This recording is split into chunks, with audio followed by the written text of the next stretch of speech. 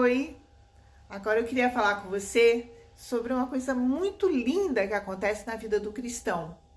É sobre transformação. Como nós nos transformamos pela operação de Deus, pela operação do Espírito Santo. Então eu convido você a abrir sua Bíblia, lá na primeira carta de João, que fica pertinho do livro de Apocalipse, no capítulo 3, e nós vamos ler aqui do verso 5 até o verso 9, tá? Fala coisas lindas, lindas. Então vamos ler. E bem sabeis que ele se manifestou para tirar os nossos pecados e nele não há pecado. Então esse texto que nós vamos ler, ele vai falar sobre transformação. O que acontece na vida do cristão, a transformação, as obras, né, que nós sempre gostamos de falar. Então essas são as obras de transformação na nossa vida. Esse texto fala exatamente sobre isso. Então, quando ele diz, e bem sabeis que ele se manifestou, ele quem? Jesus. Jesus se manifestou para quê? Para tirar os nossos pecados. Então, Jesus veio na cruz para quê? Ele veio aqui para quê? Para dar comida para os pobres, para curar os enfermos, para pagar o imposto, para andar com os discípulos. Ele veio para quê? Ele veio, segundo a Bíblia, para tirar os nossos pecados. Então, essa foi a missão dele, tirar os nossos pecados. E ele diz aqui, e nele não há pecado. Jesus não tinha pecado. Por quê? Porque ele era um homem perfeito e um Deus perfeito, sem pecado. Por isso ele podia fazer o sacrifício expiatório, porque ele não tem pecado, não tinha pecado. Se tivesse pecado, ele teria que morrer pelos próprios pecados. Mas sem pecado, ele morre por você, ele morreu por mim. Verso 6. Todo aquele que permanece nele não vive pecando.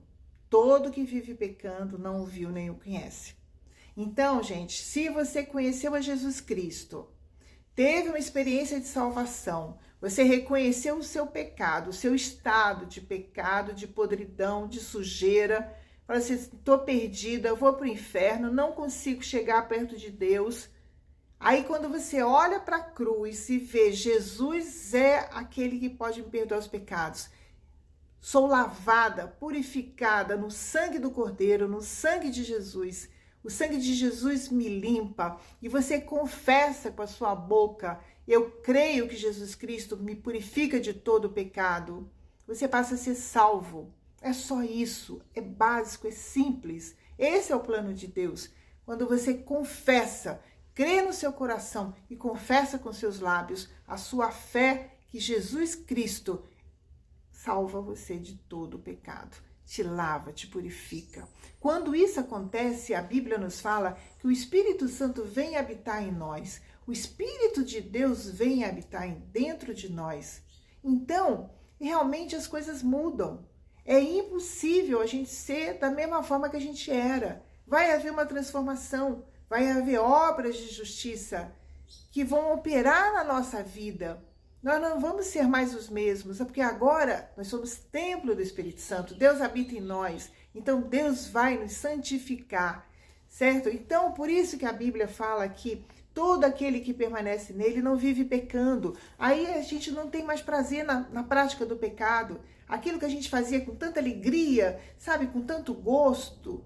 Hoje a gente já não faz mais, porque o nosso gosto, o nosso prazer é conhecer a Deus. A gente quer saber mais de Deus, a gente quer ler mais a Bíblia, a gente quer adorar mais, a gente quer orar mais, a gente quer conversar com pessoas que falam de Deus, a gente quer saber como que é o céu, quando que Jesus vai voltar. Nossos interesses mudam. Então a gente não vive mais na prática do pecado. Beth, você está falando então que a gente para de pecar?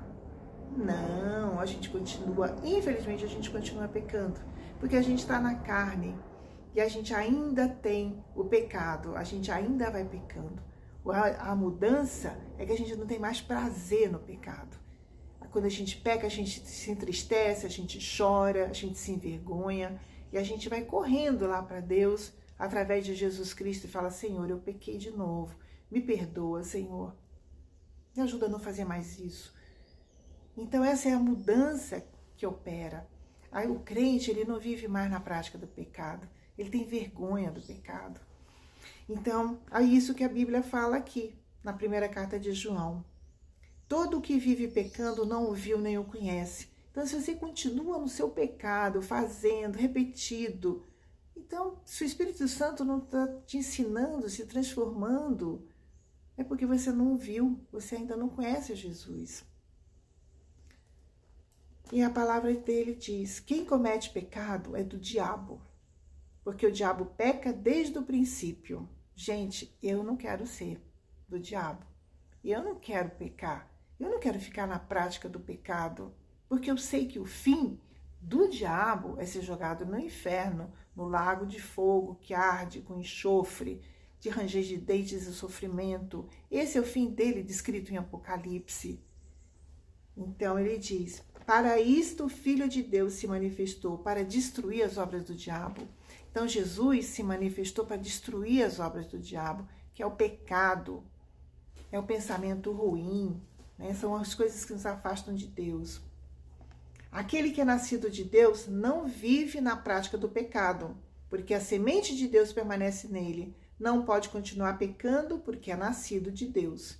Então, aquele que é nascido de Deus não vai viver mais na prática do pecado. Por quê? Porque o Espírito Santo habita dele. Essa é a semente de Deus. É o Espírito de Deus habitando em nós. Não faz sentido, não tem coerência. Eu passei a ser o templo do Espírito Santo. O Espírito Santo habita em mim e eu continuar na prática do pecado. Então, essa é a transformação que acontece na vida do cristão.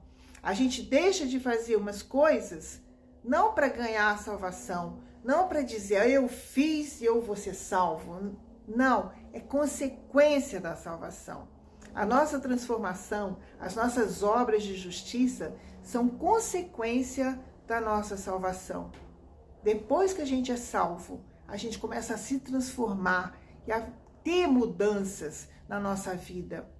E aí mostram para o mundo, para as pessoas que estão ao nosso redor, que algo aconteceu, algo maravilhoso aconteceu na nossa vida.